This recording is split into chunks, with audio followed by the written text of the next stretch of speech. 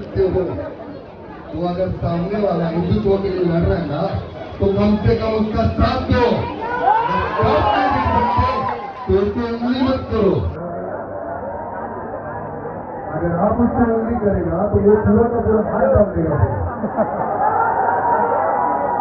और गलत हो रहा है ना, गलत हो रहा है तो गलत का विरोध करो। फिर वो राजनीति हो या समाज, इज्जत आवाज उठाने वाले को लिखा जाता है, चलने काटने वाले खड़गे होते हैं।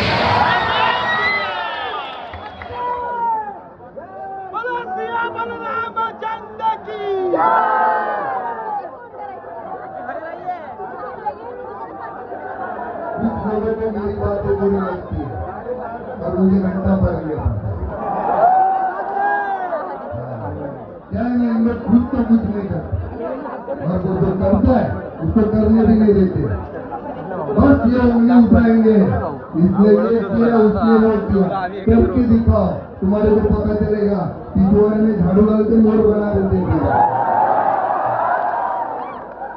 हाँ, इतना आसान नहीं है लोगों के लिए लड़ना। बहुत तकलीफों से झेलना पड़ता है। वो ऐसे आते उन्नत की तो जरूरत ही नहीं, इधर अपने ही पड़े जो अपने को उंगली करते हैं। आप जितना भी अच्छा करो, कितना भी अच्छा करो, आपकी इतनी सी गलती आपके पिछवाड़े में डाल देते थे। तो लोगों का सोचने का नहीं, आधे लोगों की जिंदगी इसमें झाट हो गई। क्या लोग क्या कहेंगे? इन लोग आपके घर का राशन भरते नहीं, तो इन लोग के बारे में सोचने का नहीं। ये कल मरते आज मरे। तो आप सबको गुड़ी पाडवा की और नवीन वर्षाच्या हार्दिक हार्दिक शुभेच्छा। आपल्या आयुष्यामध्ये जेवढे पण पनवती लोक आहेत ते आजच्यावर मरून जाओ।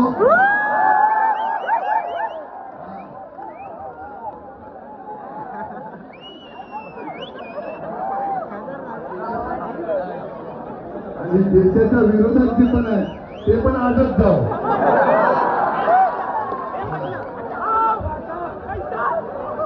आणि सर्वांनी पहिला तर आपले पोलीस बांधव आहेत त्यांच्यासाठी जोरदार टाळ्या वाजवा। ते आपले असली हिरो आहे, बाकीचे पिक्चर मध्ये तर सर्व चुकी आहे। जे आपले जे 24 तास आपल्यासाठी आपल्या सेवेसाठी उभे असतात त्यांचे तुम्ही रिस्पेक्ट करा। ते आपल्या परिवाराला सोडून आज बघा गुढीपाडवा आपला चांगला म्हणावा म्हणून ते बिचारे इकडे आहे, तर त्यांचा रिस्पेक्ट करा तुम्ही। जोरात बोला, भारत माता की। काय लोकांना आवडत नाही बोलायला। भारत माता की।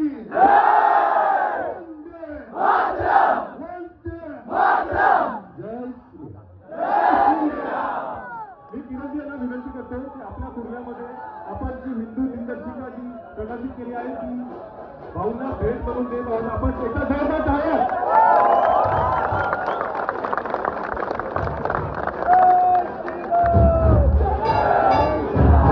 आपल्या कुर्ल्यामध्ये गोरखनाथ मंडळ जे भारतातील पहिली महिला दहीहंडी पथक आहे, त्यांनी महिला दहीहंडी पथकाची सुरुवात केली।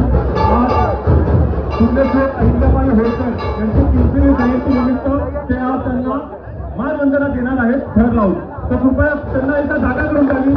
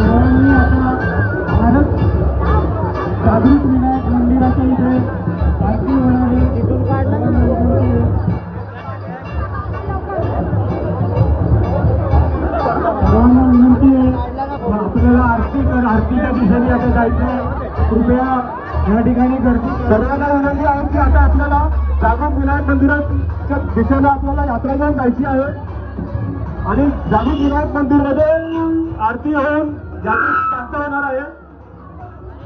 कृपया सर्वांना विनंती आहे.